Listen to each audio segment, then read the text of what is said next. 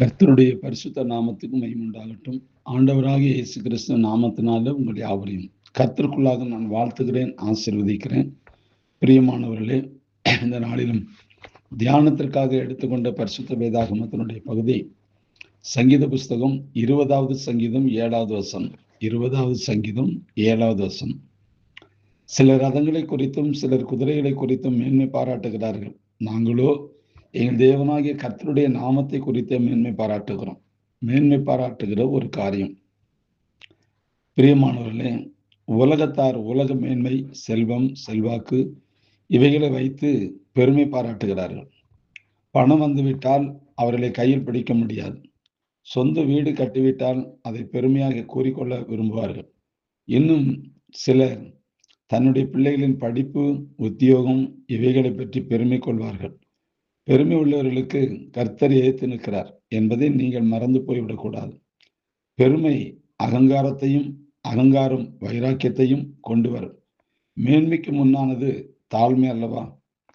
தேவ பிள்ளைகளே, நீங்கள் பெருமை பாராட்டுவதற்கு ஒன்றுமில்லாமல் இருந்தாலும் மேன்மை பாராட்டுவதற்கு உங்களுக்கு கர்த்தர் தம்முடைய நாமத்தை கொடுத்திருக்கிறார். தேவனுடைய நாமம் விலையேற பெற்றது. அவருடைய நாமத்தில் முழங்கால்கள் யாவும் முழங்கும்.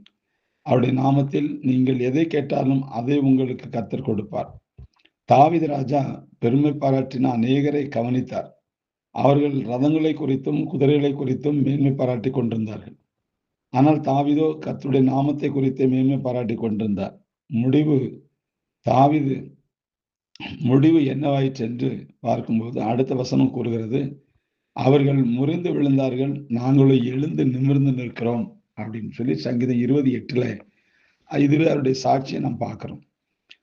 ஆகவே கர்த்தரை குறித்து, அவருடைய நாமத்தை குறித்து, அவருடைய கிருபையை குறித்து சாட்சியாக மேன்மை பாராட்ட வேண்டும். அப்போஸ்தலனாகிய பவுலுடைய நிருபங்களை எல்லாம் வாசித்து பார்க்கும்போது தேவ கிருபை பெற்ற அவர் எதற்காக எல்லாம் மேன்மை பாராட்டினார் தெரியுமா?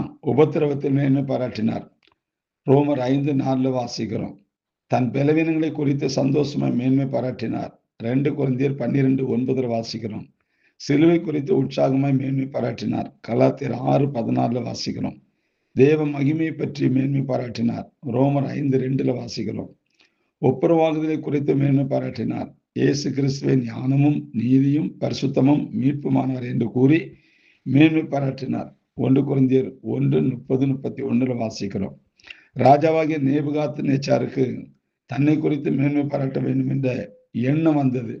அவர் பாபிலோன் ராஜ்யத்தின் அரண்மனையின் மேல் உலாவி கொண்டிருக்கும் போது, இது என் வல்லமையின் பராக்கிரமத்தினால், என் மகிமை பிரதாபத்தினால் என்று ராஜ்யத்துக்கு அரண்மனையாக நான் கட்டின பாபிலோன் அல்லவா என்று அவன் சொன்னான் என்று தானியேல் புஸ்தகம் 4ஆம் அதிகாரம் 30வது வசனத்துல வாசிக்கிறோம். வேதம் சொல்லுகிறது, இந்த வார்த்தை ராஜாவின் வாயில் இருக்கும்போதே வானத்திலிருந்து ஒரு சத்தம் உண்டாகி, ராஜாவாகிய நேபுகாத்நேச்சாரே, ராஜபாரம் உன்னை விட்டு நீங்கிற்று, மனுஷன் என்று தள்ளப்படுவாய், வெளியின் மிருகங்களோட சஞ்சரிப்பாய் என்று விளம்பினது. தானியேல் புஸ்தகம் 4:31-32 வாசிக்கிறோம். எத்தனை பெரிய வீழ்ச்சி இது! பெருமை உள்ளவருக்கு கர்த்தரை ஏத்து நிற்கிறார் என்பது எவ்வளவு உண்மையானது! நானும் நம்முடைய கர்த்தராகிய இயேசு கிறிஸ்துவின் சிலுவை குறித்து அல்லாமல் வேறெண்டை குறித்து மேன்மை பாராட்டியிருப்பேனாக என்று கலாத்தியர் 6:14 நாம் வாசிக்கிறோம். பிரியமானவர்களே, மேன்மை பாராட்டுவது நமக்கு தகுதியானது அல்ல. நமக்கு தந்தது எல்லாமே கர்த்தர் தான் தந்திருக்கிறார். நல்ல சுகம், பலன், ஆரோக்கியம், தீர்க்க ஆயுசு, நல்ல ஞானம், அறிவு, புத்தி, தெளிந்த எண்ணம், யூகம், யுக்தி, விவேகம், ஞாபக சக்தி, கவனத்தின் ஆவி, தொழில், வேலை, வேலையாட்கள், வீடு, வாசல், படிப்பு, பட்டம் எல்லாம் கொடுத்தது எல்லாம் தேவன் தான் கொடுத்திருக்கிறார். எதுவும் நாம் கொண்டு வந்ததில்லை, நாம் கொண்டு போறதும் இல்லை. இந்த உலகத்தில் அனுபவிப்பதற்கு கர்த்தர் எல்லாவற்றையும் நமக்கு கொடுத்திருக்கிறார். ஆனால் கர்த்தரை முன்வைத்து அவரையே குறித்து பேசி அவரே மேன்மை பாராட்ட வேண்டும். நமக்கு இந்த உலகத்துல இருக்கிற எதை குறித்து நாம் மேன்மை பாராட்டினோமானால் அது கர்த்தருக்கு பிரியமில்லாததும் அது தேவனுடைய பார்வையில் அருவருப்பானதுமாக காணப்படுகிறது. பாபிலோன் நேபுகாத்நேச்சார் பாபிலோனை கட்டின போது நான் கட்டின மகா பாபிலோன் அப்படின்னாரு.